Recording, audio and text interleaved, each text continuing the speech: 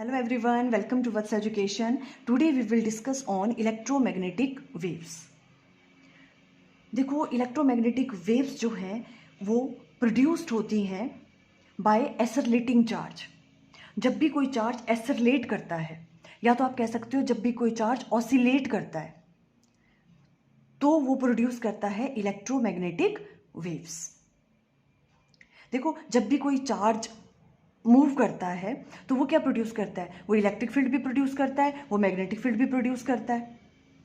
अभी डिपेंड करता है, मान लो वो चार्ज जो है कांस्टेंट वेलोसिटी से अगर मूव कर रहा है तो भी वो इलेक्ट्रिक फील्ड भी प्रोड्यूस करेगा, मैग्नेटिक फील्ड भी प्रोड्यूस करेगा।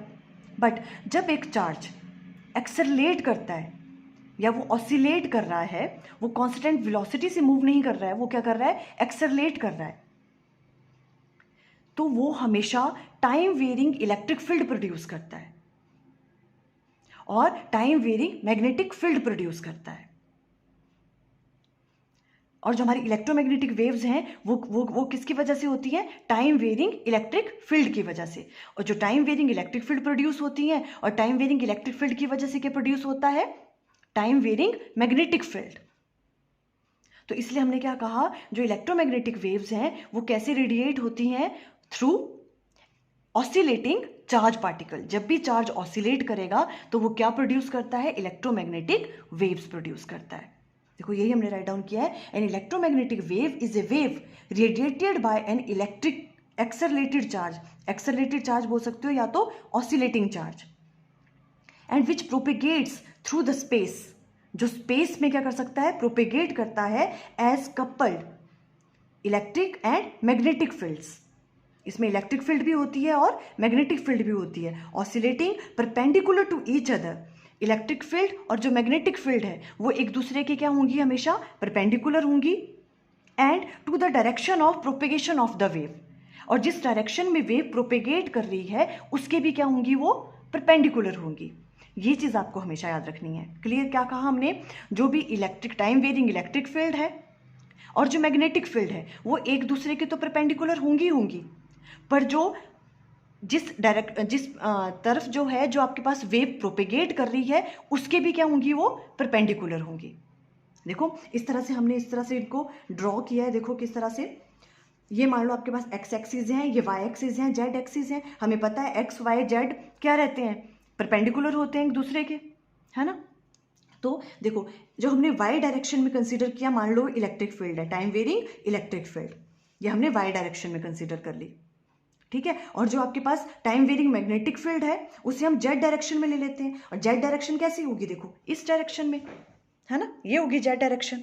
तो जेड डायरेक्शन को हमने ऐसे शो किया यहाँ पे, ये जेड डायरेक्शन है मान लो, इसमें क्या है, ये मैग्नेटिक फील्ड है, टाइम वेरिंग मैग्नेटिक फील्ड है। और ये जिस डायरेक्शन में, जैसे जिसमें ये प्रोपेगेट कर रही हैं, जिस डायरेक्शन में, उसके भी क्या है, ये दोनों परपेंडिकुलर हैं। तो मान लो जो आपके पास वेव है वो प्रोपेगेट कर रही है किस डायरेक्शन में, एक्स में,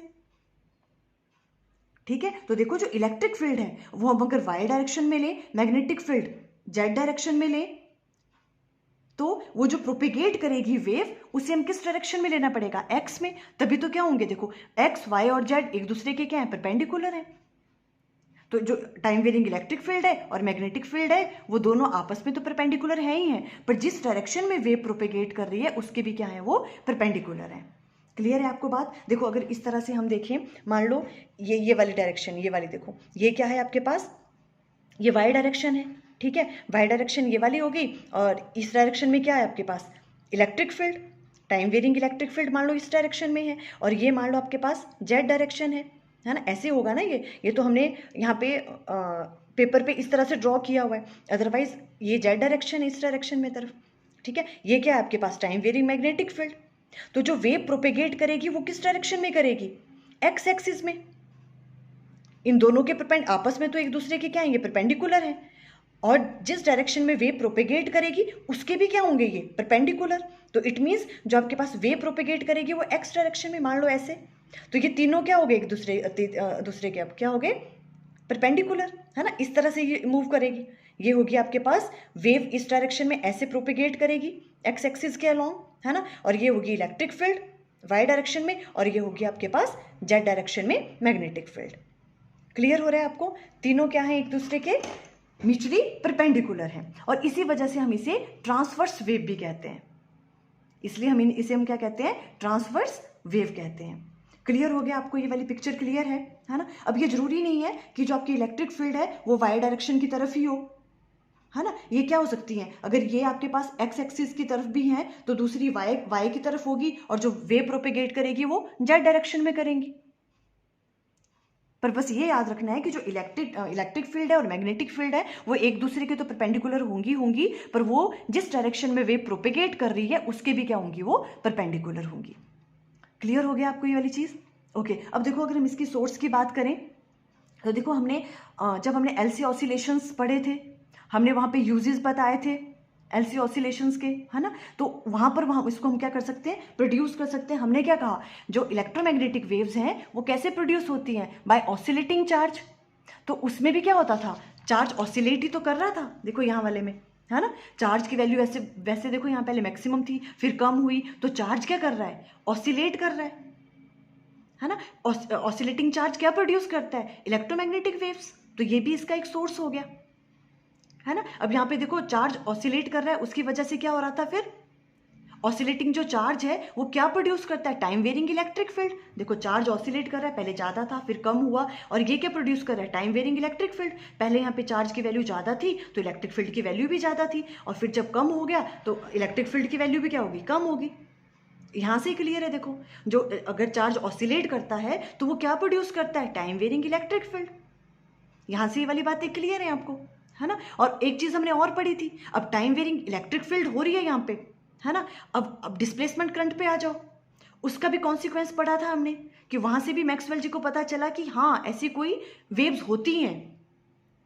कैसे, because time varying electric field क्या प्रोड्यूस करती हैं, अब टाइम वेरिंग मैग्नेटिक फील्ड, है ना। तो देखो ये सारी चीजें अगर हम मिक्स करें तो इससे क्या हो गया कि जो भी मैक्सवेल है उनको क्या हो गया, ये चीज उन्होंने प्रूव कर ली कि हाँ ये इस तरह की कोई इलेक्ट्रोमैग्नेटिक वेव्स होती हैं। जो आपके पास एक्सेलरेटेड चार्ज है वो क्या प्रोड्यूस करता है, टाइम वेरिंग इलेक्ट्रिक फील्ड, है ना। टाइम वेरिंग इलेक्ट्रिक फील्ड क्या प्रोड्यूस करती है, मैग्नेटिक फील्ड। जब हमने याद है वो डिस्प्लेसमेंट करंट के बारे में पढ़ा था, ये वाला यहाँ डिस्प्लेसमेंट करंट होता है और किसकी वजह से आया था, टाइम वेरिंग इलेक्ट्रिक फील्ड की वजह से। तो टाइम वेरिंग इलेक्ट्रिक फील्ड क्या प्रोड्यूस करती है, मैग्नेटिक फील्ड प्रोड्यूस करती है। क्लियर है। तो जो इसका अगर हम सोर्स की बात करें तो ये कहाँ से प्रोड्यूस हो सकती है, एलसी सर्किट से, बिकॉज वहाँ पे चार्ज क्या कर रहा था, ऑसिलेट कर रहा था, और जो एक ऑसिलेटिंग आपके पास चार्ज है वो क्या प्रोड्यूस करता है, time varying electric field. Clear है। और वहीं से क्या निकलती है, इलेक्ट्रोमैग्नेटिक वेव्स। क्लियर हो गया। देखो अभी यहाँ पे अगर इसको ड्रॉ करें, देखो ये टाइम वेरिंग इलेक्ट्रिक फील्ड थी, और टाइम वेरिंग इलेक्ट्रिक फील्ड क्या प्रोड्यूस करती है, मैग्नेटिक फील्ड। तो यहाँ पर भी मैग्नेटिक फील्ड प्रोड्यूस होगी, फिर दोबारा से क्या होगा, इसकी वजह से दोबारा से चेंज इन मैग्नेटिक फील्ड की वजह से इलेक्ट्रिक फील्ड प्रोड्यूस होगी, मैग्नेटिक फील्ड, इस तरह से। ठीक है, ये होती हैं इलेक्ट्रोमैग्नेटिक वेव्स। क्लियर हो गया आपको ये। ओके, अब देखो इसके बारे में आपको कभी कभी क्वेश्चन में ये पूछ सकते हैं कि इनकी क्या है, इक्वेशंस राइट डाउन करो।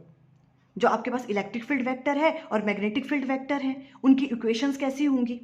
ठीक है, बहुत ज़्यादा आपके ये सिलेबस में नहीं है, मैं सिंपल ये चीज़ें करवा दूंगी, जैसा जैसा जिस टाइप से क्वेश्चन आपको एग्जाम में आता है आप उस हिसाब से आंसर वहाँ पे राइट डाउन कर सकते हो। क्लियर है। देखो, the value of electric field and magnetic field depend only on x and T.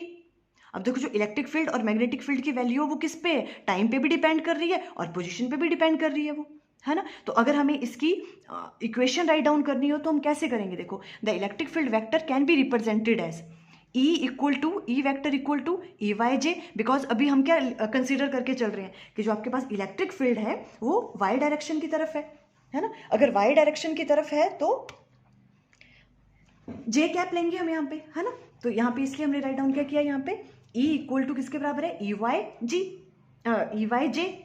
Clear है। ये देखो कुछ भी हो सकता है, ई वाई आप ई जेड के भी ले सकते हो, है ना, पर म्यूचुअली परपेंडिकुलर होनी चाहिए जो इलेक्ट्रिक फील्ड है और मैग्नेटिक फील्ड है। अभी हमने वाई डायरेक्शन में ले रहे हैं तो ई वाई जे हो गया, और जो इसकी इक्वेशन होगी वो कैसे राइट डाउन करेंगे हम, देखो ई नॉट साइन के x minus omega t into j cap. Clear है। ये वाली इक्वेशन आपको लर्न कर लेनी है, where K is called propagation constant, इसको हम कहते हैं। ठीक है, और ओमेगा क्या है आपके पास, एंगुलर फ्रीक्वेंसी। क्लियर है? सिंपल सी बस इतनी सी बात याद रखनी है। और के को हम राइट डाउन कर सकते हैं 2 पाई डिवाइडेड बाय लैम्डा, ये चीज़ आपको याद रखनी है। अब देखो ये चीज़ें कैसे आई हैं और क्या हैं, इसके बारे में ये आपके सिलेबस में नहीं है, आपको सिंपल ये चीज़ याद रखनी है, ठीक है। अब देखो इलेक्ट्रिक फील्ड का जो हम राइट डाउन कर सकते हैं इस तरह से, के को हम कहते हैं प्रोपेगेशन कांस्टेंट और के की वैल्यू होती है 2 पाई डिवाइडेड बाय लैम्डा, और ओमेगा को हम राइट डाउन कर सकते हैं, तो आपको पता है angular frequency 2 pi divided by T, ऐसे राइट डाउन कर सकते हैं। तो ई नॉट साइन अगर 2 पाई को हम कॉमन ले लें तो अंदर क्या आ जाएगा, x divided by lambda minus T divided by capital T, बाहर जे कैप। क्लियर? इसे फर्स्ट का नाम दे दो। ये आपके पास इलेक्ट्रिक फील्ड वेक्टर हमें रिप्रेजेंट करना है तो ऐसे करेंगे, ठीक है। देखो where K is equal to 2 pi divided by lambda is the propagation constant of the wave and angular frequency omega is equal to 2 pi divided by T. इसे आप ऐसे भी राइट डाउन कर सकते हो 2 pi into F, because 1 by T किसके बराबर होता है, फ्रीक्वेंसी के बराबर, ठीक है। अभी वैसे ही हमें अगर magnetic field vector write down करना हो तो बी इक्वल टू किसके बराबर आ जाएगा, same B equal to B Z K, because magnetic field को हम किस डायरेक्शन में ले रहे हैं, जेड एक्सिस के अलोंग, तो बी जेड के कैप आ जाएगा, ठीक है। तो बी नॉट साइन के x minus omega T K cap, यहाँ भी के की वैल्यू को राइट डाउन कर दो 2 pi divided by lambda, omega की वैल्यू को 2 pi divided by T. Clear है? ओके अब देखो बी की वैल्यू ये वाली आ गई, इसको हम सेकेंड नाम दे देते हैं, सिंपल। और ये जो आपके पास ई नॉट और बी नॉट है are the amplitude of the electric field E and magnetic field B. ये क्या है, एम्पलीट्यूड है, किसके, इलेक्ट्रिक फील्ड के और मैग्नेटिक फील्ड के, जो ई नॉट और बी नॉट है। ओके अब देखो क्या नोट डाउन करना है, equation 1 and 2 show that the variation in electric and magnetic fields are in same phase. ये दोनों शो क्या कर रही हैं, ये दोनों सेम फेज में है, देखो साइन की फंक्शन है, सेम इक्वेशंस है ना, तो इट मीन्स इनके बीच में जो है क्या है, ये सेम फेज में है। इसका मतलब क्या है, both attain their maximum and minimum value at the same instant at the same place. जब इसकी मैक्सिमम वैल्यू होगी तो इसकी भी मैक्सिमम वैल्यू होगी, सेम फेज में इलेक्ट्रिक फील्ड और मैग्नेटिक फील्ड, जब इसका मैक्सिमम होगा तो इसका भी मैक्सिमम होगा। क्लियर है आपको ये चीज़? ओके इस तरह से राइट डाउन। अब देखो आपको इससे रिलेटेड जब न्यूमेरिकल्स आते हैं आपको ये वाला रिलेशन याद रखना है, the magnitude of e and b are related as e divided by b equal to c के बराबर होता है, वेलोसिटी ऑफ लाइट के बराबर। या तो ऐसे राइट डाउन कर सकते हो, e naught divided by b naught भी किसके बराबर होता है, सी के बराबर होता है।